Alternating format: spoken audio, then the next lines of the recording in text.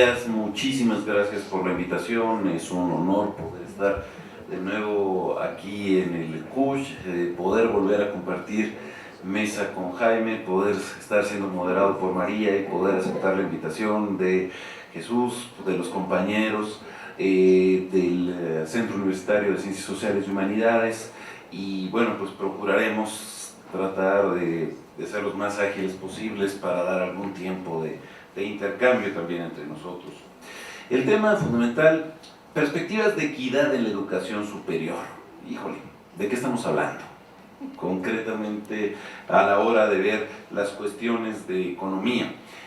Y ahí, bueno, creo que lo primero es preguntarnos sobre los paradigmas básicos que le hemos dado a la educación.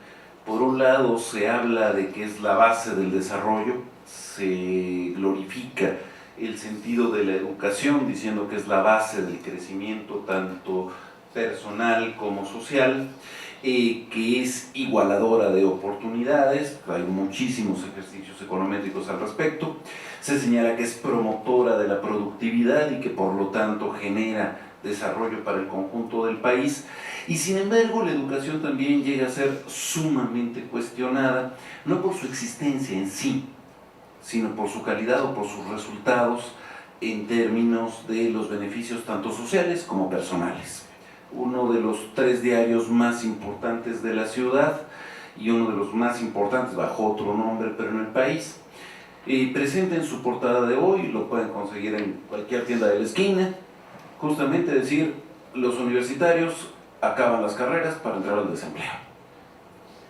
Y ayer ese mismo diario presentó un encarte enorme sobre los ranqueos de las universidades, donde se señalan a ver cuáles son las universidades más valoradas. Y la Universidad de Guadalajara aparece entre ellas, pero no aparece en el primer lugar ni en el segundo, salvo en pocas excepciones. Y uno se pregunta, bueno, y a ver, ¿qué características tienen las más valoradas? La primera tiene una característica fundamental. Las carreras están costando en promedio $90,000. La segunda, las carreras cuestan alrededor de $70,000. La tercera, $50,000. La UDG, $500. Entonces, a ver, ahí uno se pregunta, ¿realmente qué tiene que ver la lógica del aprendizaje con propiamente la vida profesional que tienen las personas? Es decir, ¿qué tanto es realmente lo que se sabe o qué tanto estamos reproduciendo por este señor rarísimo que se apellida Mercado y que, bueno, sabemos que tiene una mano invisible pero un puño de hierro, que conoce todas las ofertas, todas las demandas y que parece que nos gobierna a todos. Entonces, bueno, tenemos fuertes cuestionamientos a la educación y en particular a la educación superior. Por un lado se le achacan grandes elogios también, se dice, bueno, si no tenemos educación superior simplemente no podemos tener desarrollo. Es decir, necesitamos tener una capacidad de generación de ciencia y de tecnología, un espíritu crítico para poder lograr este desarrollo. Pero por el otro lado se le dice, utiliza enormemente recursos, mucho de la crítica del Banco Mundial, es decir, mientras que la educación primaria va dirigida hacia el conjunto de la población, la educación pública, y quienes no se benefician directamente de ella son los estratos de más altos ingresos, porque se van a la educación privada. En el caso de la educación superior aparece en estas lógicas como un gasto regresivo, es decir, quienes van a la educación superior pública, estratos de ingresos medios altos o altos, y los estratos más pobres no acceden a la educación superior. Por lo tanto, la educación superior pública está reproduciendo inercias de concentración del ingreso. Es una crítica, insisto, que se hace desde el Banco Mundial. Se dice que entonces juega la educación superior en detrimento de la educación básica y que entonces beneficia también desde las políticas públicas a los estratos de mayores ingresos. Lo que yo pretendo hacer es generar una contextualización general sobre este sentido de la educación superior, pensando en México, pero tratando de contextualizar el ámbito latinoamericano. Y lo que me parece que pueden ser algunas potencialidades y límites en este contexto nuestro. Primero, si estamos hablando de equidad, bueno, ¿de qué estamos hablando? Salió en la ponencia pasada justamente esta discusión de a qué nos referimos. Bueno, pues la Real Academia Española empieza con una definición que es la de igualdad de ánimo, que es la etimológica, pero pues bueno, ¿qué es eso? Una segunda que es esta de bondadosa templanza habitual, dejarse guiar o afallar por el sentimiento del deber, más que por las prescripciones rigurosas de la justicia o del texto de la ley.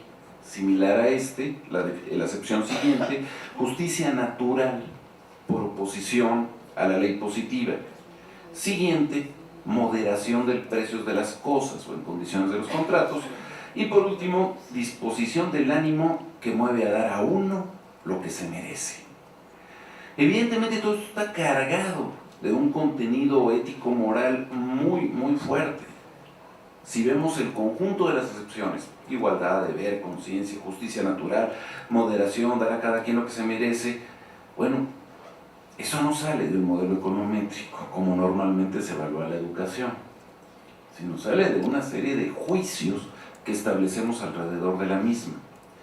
Y uno se pregunta, y entonces la educación, y específicamente la educación superior, ¿en qué medida contribuyen o no a esta serie de apelativos que le estamos achacando a la equidad en las definiciones básicas?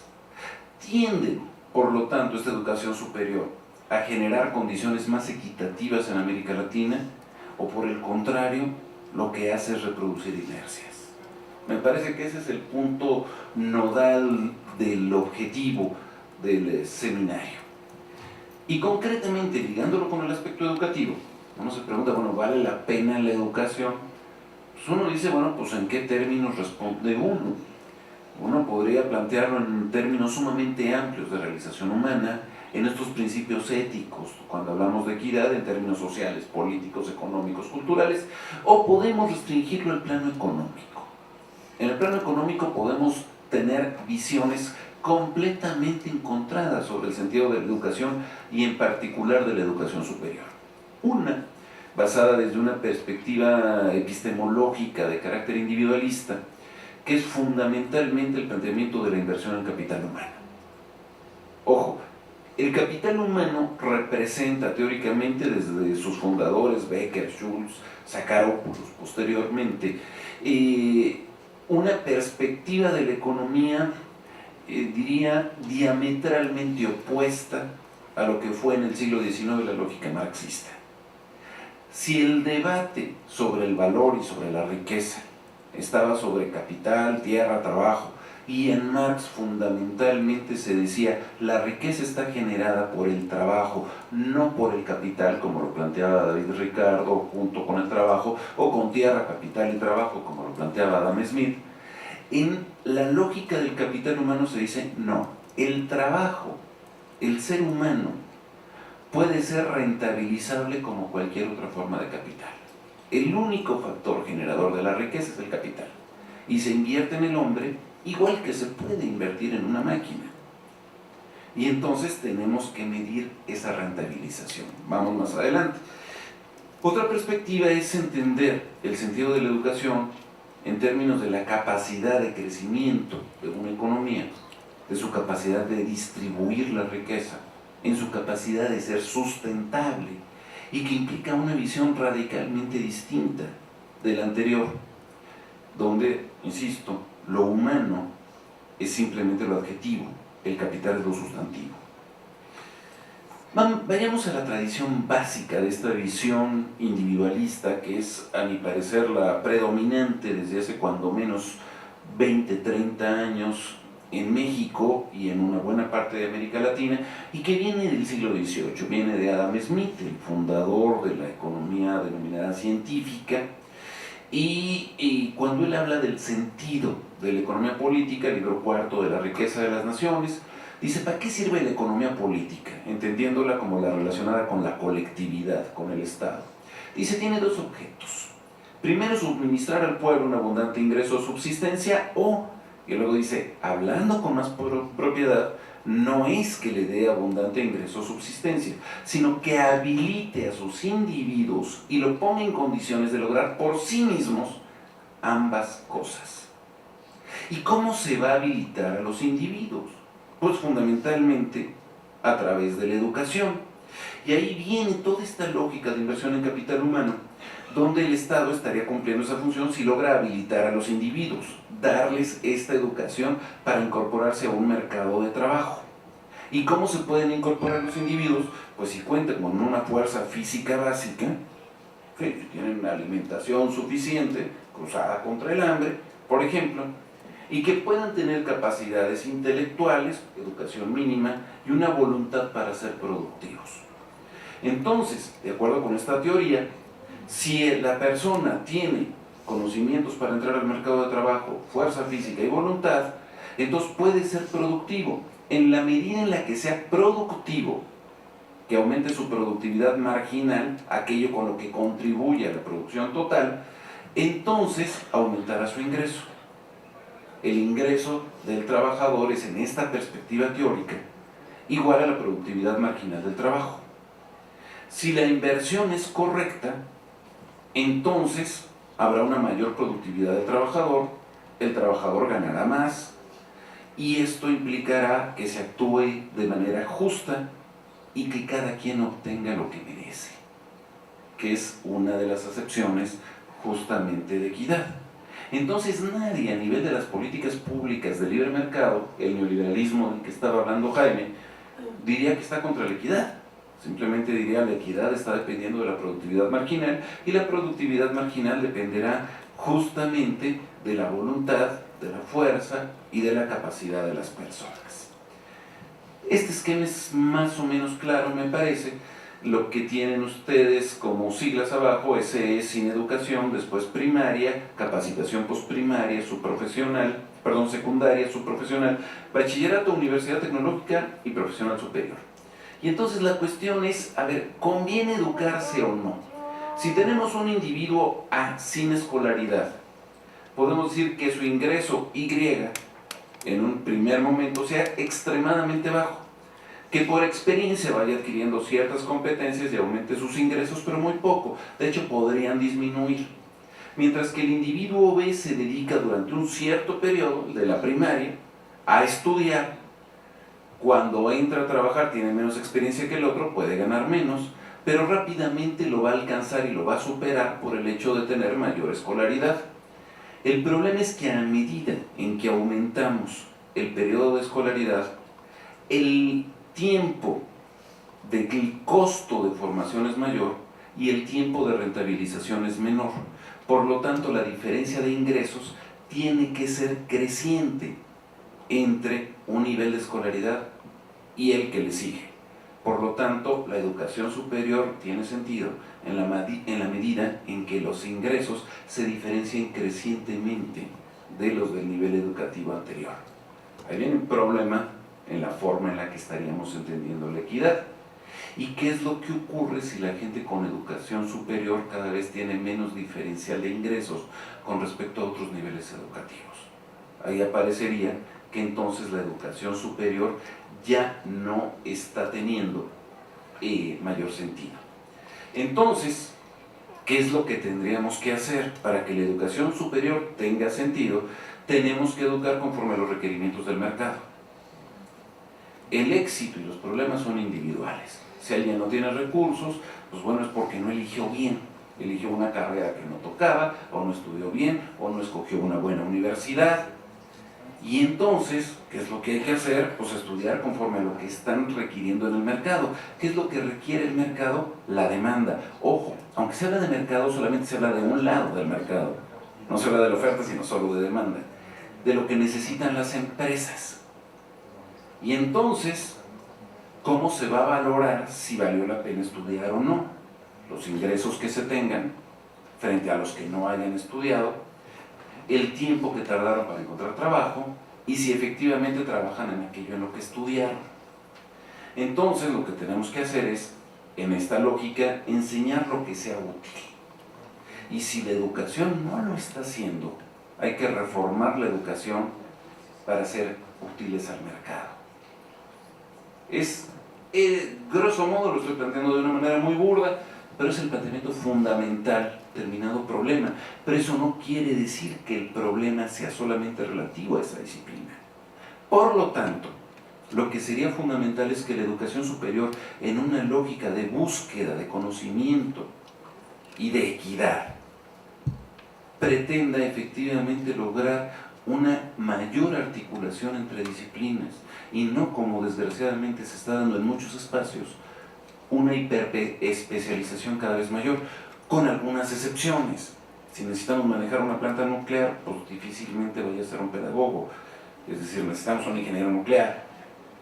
Puede haber médicos que se conviertan en extraordinarios sociólogos, pero yo no llevaría a mis hijos, si están malos de la panza, a curarse como sociólogo.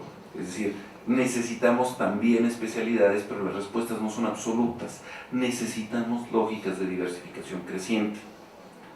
Y si hablamos de contribución a equidad, no solamente para los estudiantes o hacia adentro del sistema educativo, sino para una sociedad, uno dice, ¿qué educación queremos? Educación para las maquiladoras, educación para que se puedan ir los trabajadores a emigrar, o educación para que estén los egresados de educación superior repitiendo instrucciones en un call center, pues entonces está bien la teoría del capital humano.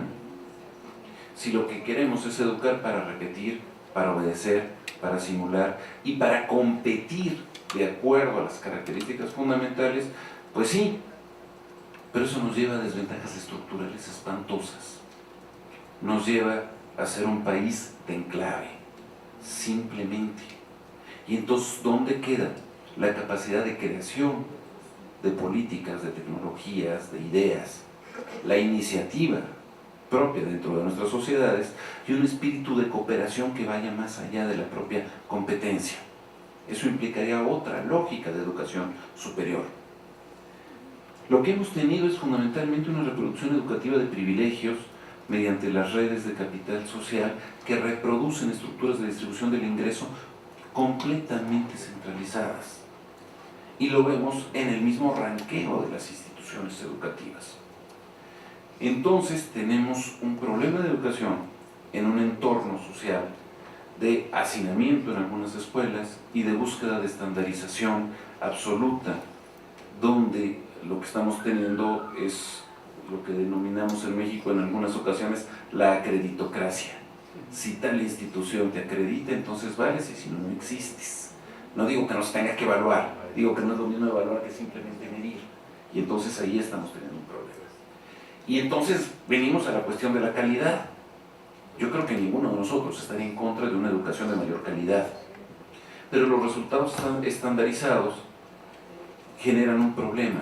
Estamos partiendo de un supuesto de conocimientos universales y no estamos recuperando los problemas de las circunstancias particulares.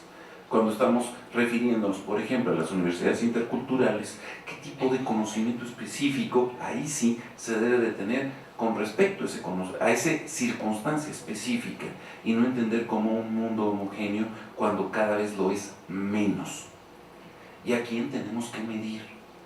Simplemente a los profesores, como en el caso de la mal denominada reforma educativa en México, o a los estudiantes y solo a través de lógicas como la prueba enlace que utilizamos acá, o cómo medir o cómo evaluar el conjunto de un sistema educativo en función de su infraestructura, en función de su forma de organización o de sus contenidos, o cómo evaluar el entorno socioeconómico que da lugar a una educación de baja calidad. Evidentemente hay una relación entre educación y desarrollo social, pero no es unilateral, no es solamente un problema educativo el que trae problemas sociales, sino son los problemas sociales los que derivan en problemas educativos.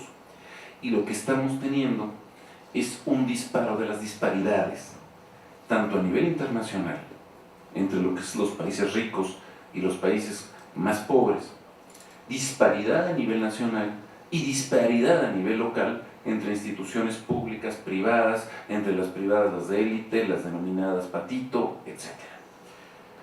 Quisiera dar un ejemplo de problema de base, simplemente utilizando elementos que creo que pueden ser útiles como indicadores, no como tabla rasa, como es el caso de PISA. Si nosotros vemos solamente los resultados en el rango más bajo en matemáticas, hablo de 57 países analizados por PISA, y nosotros ubicamos el caso de algunos países, estamos hablando de los mejores resultados en la primera columna, donde tienen entre 2 y 5% de sus estudiantes en el rango más bajo. En la columna de hasta la derecha están al revés, aquellos países donde tienen mayores niveles, mientras que Finlandia tiene 2% en el nivel más bajo, en Kirguistán tienen 65%. El gran problema es que en América Latina, en la mayor parte de los casos, nos encontramos fácilmente en la lógica de los países con resultados más bajos en aspectos elementales. Si hablamos de un mercado competido a nivel mundial, con diferencias tecnológicas enormes y además con problemas también de conocimientos básicos enormes, evidentemente que no podemos plantearnos una educación superior que pueda responder a criterios donde solamente unos cuantos podrían competir. Y entonces la cuestión es equidad, es para unos por ser más productivos o para todos adecuándose más a las circunstancias locales y nacionales de la educación. En América Latina tenemos otro asunto muy particular. Tenemos bajo presupuesto, pero una alta cobertura educativa. Ahí viene otro problema. Finalmente tenemos recursos escasos. ¿Cómo poder utilizar los recursos? Qué bueno que tengamos alta cobertura educativa, pero en términos generales lo que estamos teniendo es poca capacidad de inversión, ya no en capital humano, sino en educación, que es mucho más importante que el capital humano, para que efectivamente la mayor parte de estudiantes, de profesores, de investigadores puedan actuar conforme a sus circunstancias. Entonces, bueno, aquí tienen algunos datos, no voy a irme más lejos, pero bueno, hay diferencias sustantivas al interior de la región. No quiere decir que los que le dediquen más a educación superior sean los más desarrollados, los que le dedican más a nivel mundial son los países más pobres, con respecto al producto per cápita, pero el producto per cápita es tan bajo, que bueno, pues aunque le dediquen mucho como porcentaje, es poco en términos absolutos. Uno se pregunta, ¿y qué hacemos? ¿Qué educación queremos para qué país o para qué región, como en América Latina? ¿Qué valores privilegiar? Si hablamos de la productividad, y la productividad está asociada con ingreso, los directores generales de las grandes corporaciones transnacionales que nos llevaron, por ejemplo, a la recesión del 2008, pues son los más productivos, los que generaron todos los engaños por ejemplo, con los bonos hipotecarios en los Estados Unidos son altamente productivos. Aquellos que están generando mayor detrimento del planeta son los más productivos.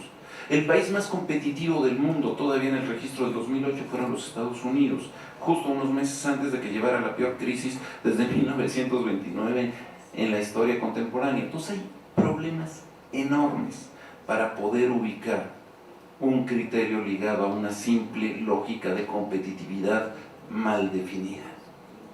Y entonces, si uno acepta la cuestión de competencias ¿para qué? ¿Y qué competencias queramos?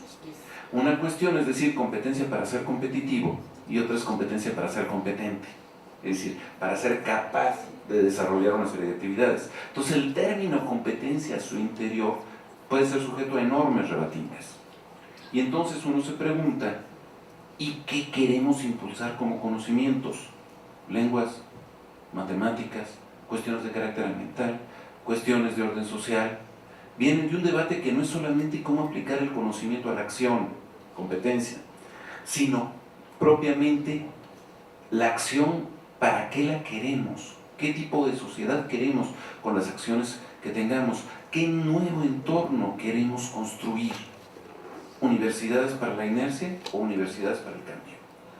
Si nosotros queremos tender en una de las acepciones de equidad hacia la igualdad, bueno, entonces, ¿qué tenemos que priorizar para que haya una tendencia a la igualdad?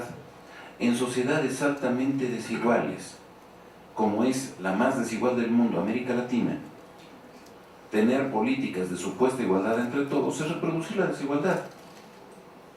mi parecer, tender hacia la equidad implica establecer políticas discriminantes, pero discriminantes al revés. Es decir, políticas discriminantes en favor de los grupos que han tenido menores oportunidades a lo largo de la historia. De no ser así, simplemente seguiremos reproduciendo las mismas inercias. Y entonces nos preguntamos sobre el papel de la universidad con respecto a la equidad. Yo diría que hay que entender todas las funciones de la universidad y no solamente como escuela, no solamente en docencia, pero aún ubicados en docencia. ¿Qué perfil de ingreso queremos? No solamente de que aprueben o no el College Board, sino en términos de dónde vienen, qué quieren, qué tipo de potencialidades se pueden ejercer, cómo generar criterios adecuados, qué programas y qué tipos de programas privilegiar, para el mercado, para la sociedad, cómo, cuáles son los contenidos fundamentales que estaríamos buscando en términos de articulación disciplinar, que queremos que sean competitivos o que sean competentes. Es radicalmente distinto. ¿Cómo entendemos las competencias? ¿Cómo promover competencias de beneficio social? ¿Qué perfil de egreso queremos y qué vocación queremos del profesional? Pero no basta con la docencia. En investigación necesitamos que las universidades no sean solo transmisoras de conocimientos, sino que privilegien la investigación. Investigación no para ganar premios Nobel. Investigación para poder actuar en una transformación de nuestras circunstancias concretas, en beneficio, ahí sí, de una mejor distribución del ingreso, con una mejor sustentabilidad ambiental, con vinculación social y política, la lógica de los movimientos sociales que son históricos en América Latina, de parte del espíritu rebelde de los estudiantes. Es decir, entender a la universidad como universidad, con la universalidad que representa, que sea un espacio de pluralismo y de debate, no de dogmas ni de un lado ni del otro, que permita confrontar posturas de acuerdo a condiciones concretas, que tenga una incidencia social específica, con el papel de servicio social, de prácticas profesionales, pero que haya una adecuación con la realidad y no una jaula de oro aislada de las propias circunstancias sociales de nuestro espacio. Esto implica entrar en la disputa por los recursos y por un reconocimiento de la universidad pública a un nivel al menos igual que el de cualquier universidad privada. Muchísimas gracias.